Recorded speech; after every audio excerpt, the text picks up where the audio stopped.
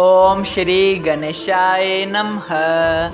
ओम नमो भगवते वासुदेवाय। हरे कृष्णा कृष्ण कृष्णा हरे हरे, हरे राम राम राम हरे हरे। तव्हां सभिनी हरि भक्तन के नमस्ते। प्यारा भक्तों, ही कथा पाण गुरु कृपा से हासिल करे रहा आयूं।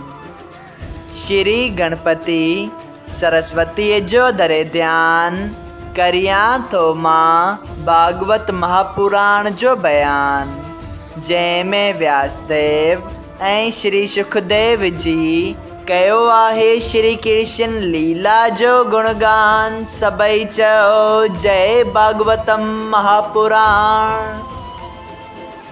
प्यारा भक्तों, कल कथा में पाण श्रीमद् भागवत महापुराण साहिब जे 10 स्कंद जे 28 अध्याय जे 11 भाग में ॾिठो त माता राधा इन अभिमान में भरिजी वई त श्री श्याम सुंदर सिर्फ़ हुननि सां प्रेम कनि था। उन अभिमान में हुननि श्री कृष्ण भगवान के रंज करे छॾियो, जंहिं बाद हू पाण ॾाढी दुखी थी विलाप करे सखियुनि खे ॿुधाइण लॻी त मुंहिंजो साह थो निकिरे, मूंखे जल्द अज जल्द श्री श्याम सुंदर सां मिलायो। तंहिं बाद ललिता वञी सॼो हाल प्राण प्यारे मोहन खे ॿुधायो।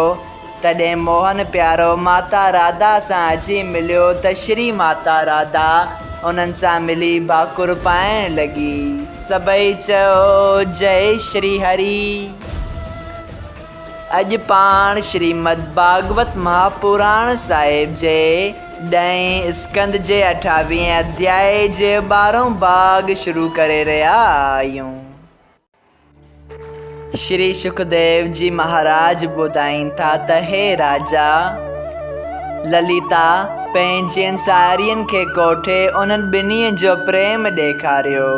तॾहिं हू अहिड़ी प्रीत श्याम ऐं श्यामा जी ॾिसी राधा प्यारीअ जे बाग जी वॾाई करण लॻियूं ऐं मोहन प्यारे जी सोह ॾिसी सभिनी पंहिंजो अंदरु ठारियो। उन वक़्तु मोहन प्यारो राधा प्यारीअ ते अहिड़ो मोहित थी पियो जो पंहिंजा गहरा कपिड़ा मुरली हर मथांसि गोरण लॻो। उन प्रेम में मोहन प्यारे सभु गहरा राधा प्यारीअ जा लाइ पाण पाता ऐं उन जी अखियुनि मां कजल कढी पंहिंजी अखियुनि में विधो ऐं पंहिंजे पीतांबर जी सारी ओरे स्त्रीअ जहिड़ो रूप बणायो।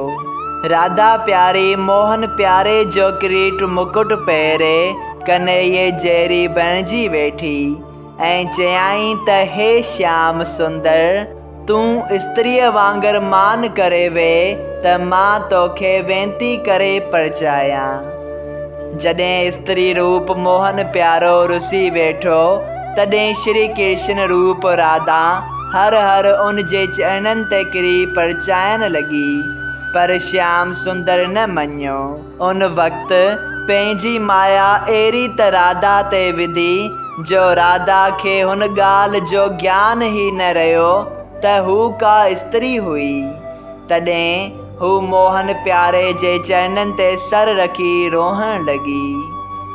ही हाल राधा जो ॾिसी वेंकटनाथ पंहिंजी माया लाइ राधा खे चयो, मां त तुंहिंजे चवण ते रुसी वेठो हुअसि, तूं छो डिॼी वई आहीं। जॾहिं राधा जो चित जाइ थियो ऐं हुन पंहिंजो मुंहुं दर्पण में ॾिठो, तॾहिं लॼी थी किरीट मुकुट वग़ैरह लाइ स्त्रीअ जा गहरा कपिड़ा पहिरियाईं।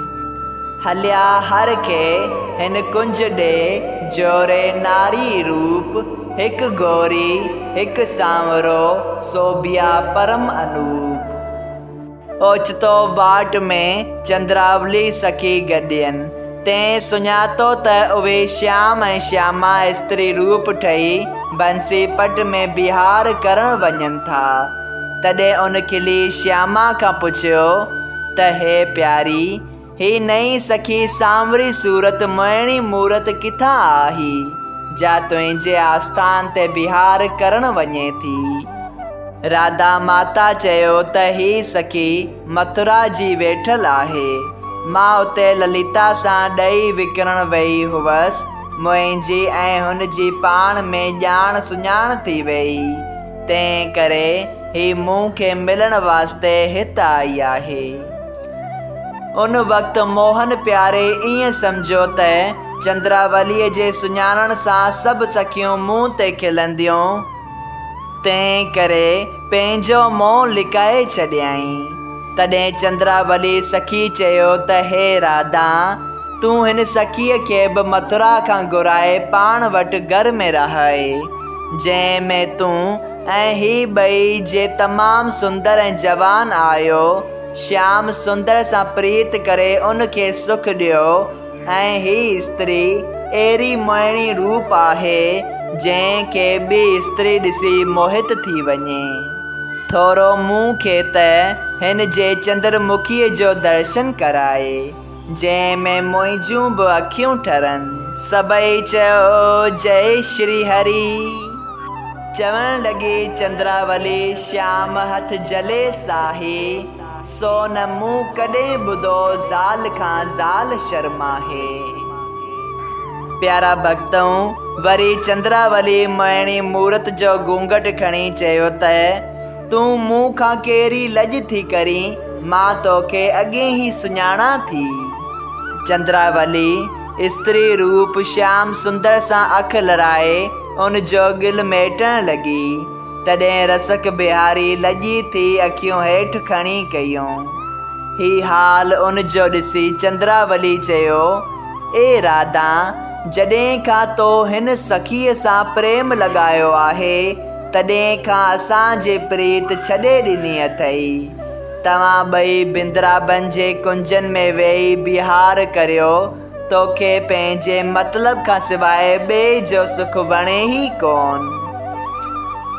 जॾहिं मोहन प्यारे सम्झियो त हिन मूं खे सुञातो आहे, हींअर हुन खां परदो करणु अजायो आहे, तॾहिं चंद्रावलीअ खे गिल लाहे साॼे पासे चंद्रावली ऐं खाॿे पासे राधा जो हथ जले आनंद सां बंसी पट ॾांहुं हलिया विया। सभई चयो जय श्री हरि। श्रीमद् भागवत महापुराण साहिब जे 10 स्कंद जे 28 अध्याय जो 12 भाग संपूर्ण थियो। अगरि तव्हां सभिनी हरि भक्तनि खे हिन कथा मां लाभ हासिल थियो हुजे त कृपया हिन कथा खे ॿियनि हरि भक्तनि सां शेयर कजो त उन्हनि जो बि भलो थिए ऐं तव्हांजो बि भलो थिए। सभई चयो जय सिया राम। राधे राधे।